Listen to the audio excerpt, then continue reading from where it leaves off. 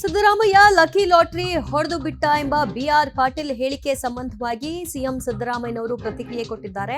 ಹೌದು, ನಾವಿಬ್ರು ಒಟ್ಟಿಗೆ ಎಂಎಲ್ಎ ಆದವರು, ಹಾಗಾಗಿ ನಾನು ಅದೃಷ್ಟವಂತ ಸಿಎಂ ಆದೆ ಹೀಗಂತ ಸಿದ್ದರಾಮಯ್ಯ ಲಕ್ಕಿ ಲಾಟರಿ ಹೊಡೆದು ಬಿಟ್ಟ ಎಂಬ ಹೇಳಿಕೆಗೆ ಸಿದ್ದರಾಮಯ್ಯನವರು ಹೌದು ಅಂತ ಒಪ್ಕೊಂಡಿದ್ದಾರೆ. ಮುಂದುವರೆದಂತೆ ಏನನ್ನು ಕೂಡ ಅವರು ರಿಯಾಕ್ಟ್ ಮಾಡ್ಲಿಕ್ಕೆ ಬಯಸಿಲ್ಲ.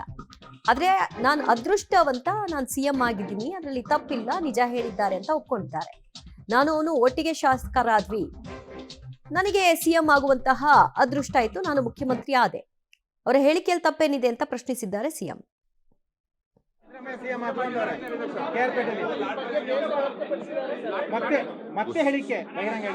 ಗೊತ್ತಿಲ್ಲ ನನಗೆ. ನಿಮಗೆ ಲಕ್ಕಿ ಡ್ರಾ ಹೊಡಿತಂತೆ. ಲಕ್ಕಿ ಡ್ರಾ ಹೊಡಿತಂತೆ. ಹೌದು, ನಾನು ಚೀಫ್ ಮಿನಿಸ್ಟರ್ ಆಗಿದ್ದೀನಿ, ನಾನು ಅದೃಷ್ಟವಂತ. ನಾನು ಅವನು ಒಟ್ಟಿಗೆ ಚೀಫ್ ಎಂಎಲ್ಎ ಆದವಲ್ಲ, ಅದಕ್ಕೆ ಹೇಳಿರ್ಬೋದೇನೋ, ಗೊತ್ತಿಲ್ಲ.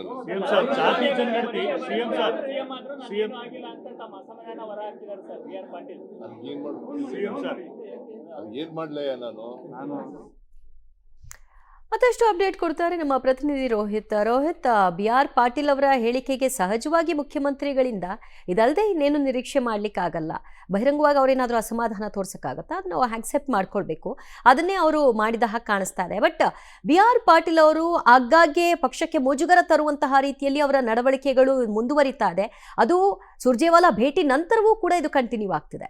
ದಿವ್ಯಾ, ಬಿಆರ್ ಪಾಟೀಲ್ ಅವರು ಈ ಬಾರಿಯ ಸರ್ಕಾರದಲ್ಲಾದ್ರೂ ಕೂಡ ನನಗೆ ಮಂತ್ರಿ ಸ್ಥಾನ ಸಿಗುತ್ತೆ, ಯಾಕಂದ್ರೆ ನನ್ನ ಹಿರಿತನದ ಆಧಾರವನ್ನ ಇಟ್ಕೊಂಡು ನನಗೆ ಮಂತ್ರಿ ಸ್ಥಾನ ಸಿಗುತ್ತೆ ಅನ್ನೋ ಕೂಡ ನಿರೀಕ್ಷೆಯನ್ನು ಇಟ್ಕೊಂಡಿದ್ರು. ಯಾವಾಗ ಅವ್ರಿಗೆ ಮಂತ್ರಿ ಸ್ಥಾನ ಸಿಗ್ಲಿಲ್ಲ, ಅದಾದ ಬಳಿಕವಾಗಿ ಒಂದಷ್ಟು ಮಾತುಗಳನ್ನ ಆಗಾಗ್ಗೆ ಆಡ್ಕೊಂಡ್ ಬರ್ತಾ ಇರುವಂತದ್ದು. ಇದೀಗ ಸುರ್ಜೇವಾಲಾ ಭೇಟಿಯವರ ನಂತರವಾಗಿ ಈ ರೀತಿಯ ಅಂತ ಮಾತನಾಡುವಂಥದ್ದು ಒಂದು ರೀತಿಯಾಗಿ ಪಕ್ಷಕ್ಕೆ ಮುಜುಗರದ ಜೊತೆಗೆ ಸಿದ್ದರಾಮಯ್ಯನವರು ಕೂಡ ಪ್ರಮುಖವಾಗಿ ಮುಜುಗರ ತರುವಂತಹ ಸಾಧ್ಯತೆ ದಟ್ಟವಾಗಿ ಕಾಣ್ತಾ ಇರುತ್ತದೆ. ಯಾಕಂದ್ರೆ ಸಿದ್ದರಾಮಯ್ಯ ಅವರ ಜೊತೆ ಕೂಡ ಇವರು ಕಾಂಗ್ರೆಸ್ಗೆ ಬಂದಂತದ್ದು ಸಿದ್ದರಾಮಯ್ಯನವ್ರಿಗೆ ಕೂಡ ಒಂದ್ ರೀತಿಯಾಗಿ ಪ್ರಶ್ನೆಯಾಗಿ ಮಾರ್ಪಾಡಾಗಿರುತ್ತದೆ. ಯಾಕಂದ್ರೆ ಸಿದ್ದರಾಮಯ್ಯನವರು ಲಕ್ಕಿ ಲಾಟ್ರಿ ಹೊಡೆದು ಸಿಎಂ ಆಗಿದ್ದಾರೆ, ನನಗೆ ಯಾವುದೂ ಇಲ್ಲ, ಯಾಕಂದ್ರೆ ನನಗೆ ಗಾಡು ಇಲ್ಲ, ಗಾಡ್ ಫಾದರು ಇಲ್ಲ, ನಾನೇ ಸ್ವತಃ ಸೋನಿಯಾ ಗಾಂಧಿ ಅವ್ರನ್ನ ಸಿದ್ದರಾಮಯ್ಯ ಅವರಿಗೆ ಭೇಟಿ ಮಾಡಿದ್ದು. ಅದಾದ ಬಳಿಕವಾಗಿ ಸಿದ್ದರಾಮಯ್ಯನವರು ಇಷ್ಟರ ಮಟ್ಟಿಗೆ ಬೆಳ್ಕೊಂಡ್ರು, ನಾನು ಏನೂ ಆಗಿಲ್ಲ ಅನ್ನೋ ಕೂಡ ಒಂದ್ ರೀತಿಯಾಗಿ ಅಸಮಾಧಾನವನ್ನ ವ್ಯಕ್ತಪಡಿಸಿರುವಂತದ್ದು. ಈ ಮೂಲಕವಾಗಿ ತನಗೆ ಸಚಿವ ಸ್ಥಾನ ದೊರಕಿಲ್ಲ ಅನ್ನೋ ರೀತಿಯಾಗಿ ಹೇಳ್ತಾ ಇದ್ದಾರೆ. ಇನ್ನೊಂದ್ ಕಡೆ ಮುಖ್ಯಮಂತ್ರಿ ಬದಲಾವಣೆ ವಿಚಾರವೂ ಕೂಡ ಸಾಕಷ್ಟು ಚರ್ಚೆ ಆಗ್ತಾ ಇರುವಂತದ್ದು, ಅದನ್ನು ಕೂಡ ಪ್ರಸ್ತಾಪ ಮಾಡುವಂತೆ ಕಾಣ್ತಾ ಇರುವಂತದ್ದು.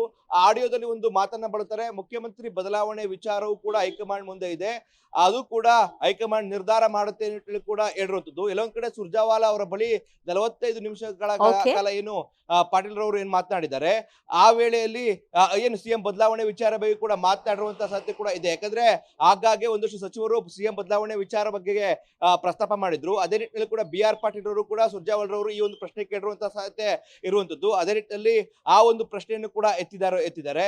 ಎಲ್ಲ ಒಂದ್ ಕಡೆ ಸಿದ್ದರಾಮಯ್ಯನವರ ವಿರುದ್ಧವಾಗಿ ಅಸಮಾಧಾನವನ್ನ ವ್ಯಕ್ತಪಡಿಸಿರುವಂತದ್ದು ಬಹಿರಂಗವಾಗಿ ಇದೀಗ ಕಾಣ್ತಾ ಇರುವಂತದ್ದು. ದಿವ್ಯಾ, ಥ್ಯಾಂಕ್ ಯು ರೋಹಿತ್, ನಿಮ್ಮೆಲ್ಲ ಮಾಹಿತಿಗೆ.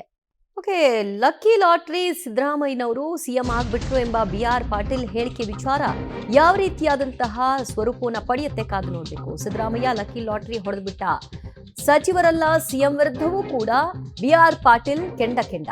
ಸರ್ಕಾರಕ್ಕೆ ಆರಂಭದಿಂದಲೂ ಕೂಡ ಮುಜುಗರ ತರುವಂತಹ ಸ್ಟೇಟ್ಮೆಂಟ್ಗಳನ್ನ ಶಾಸಕರು ಕೊಡ್ತಾ ಇದ್ದಾರೆ.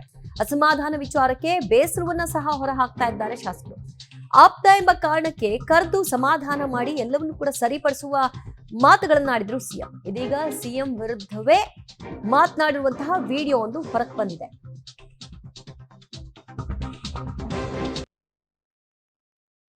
ಲಕ್ಕಿ ಲಾಟ್ರಿ ಹೊಡೆದ್ಬಿಟ್ಟ, ಮುಖ್ಯಮಂತ್ರಿ ಆದ. ಸೋನಿಯಾ ಗಾಂಧಿ ಭೇಟಿ ಮಾಡಿದ್ರು ನಾನೇ ಫಸ್ಟ್. ಅವನ ಗ್ರಹಚಾರ ಚೆನ್ನಾಗಿತ್ತು, ಅವನು ಆಗಿಬಿಟ್ಟ. ನೋಡಿ, ನಮಗೆ ಗಾಡ್ ಫಾದರ್ ಇಲ್ಲ, ಗಾಡು ಇಲ್ಲ, ಫಾದರ್ ಇಲ್ಲ. ಸುರ್ಜೇವಾಲಾ ನಾನು ಭೇಟಿ ಮಾಡಿದ್ದೇನೆ, ಬಹಳ ಗಂಭೀರವಾಗಿ ಮಾತು ಕೇಳಿದ್ರು, ಎಲ್ಲ ನೋಡ್ಕೊಂಡು ಹೈಕಮಾಂಡ್ ಅವರು ಡಿಸೈಡ್ ಲಕ್ಕಿ ಲಾಟ್ರಿ ಹೊಡೆದ್ಬಿಟ್ಟ, ಮುಖ್ಯಮಂತ್ರಿ ಆದ. ಸೋನಿಯಾ ಗಾಂಧಿ ಭೇಟಿ ಮಾಡಿದ್ರು ನಾನೇ ಫಸ್ಟ್. ಅವನ ಗ್ರಹಚಾರ ಚೆನ್ನಾಗಿತ್ತು, ಅವನು ಆಗಿಬಿಟ್ಟ. ನೋಡಿ, ನಮಗೆ ಗಾಡ್ ಫಾದರ್ ಇಲ್ಲ, ಗಾಡು ಇಲ್ಲ, ಫಾದರ್ ಇಲ್ಲ. ಸುರ್ಜೇವಾಲಾ ನಾನು ಭೇಟಿ ಮಾಡಿದ್ದೇನೆ, ಬಹಳ ಗಂಭೀರವಾಗಿ ಮಾತು ಕೇಳಿದ್ರು, ಎಲ್ಲ ನೋಡ್ಕೊಂಡು ಹೈಕಮಾಂಡ್ ಅವರು ಡಿಸೈಡ್ ಲಕ್ಕಿ ಲಾಟ್ರಿ ಹೊಡೆದ್ಬಿಟ್ಟ, ಮುಖ್ಯಮಂತ್ರಿ ಆದ. ಸೋನಿಯಾ ಗಾಂಧಿ ಭೇಟಿ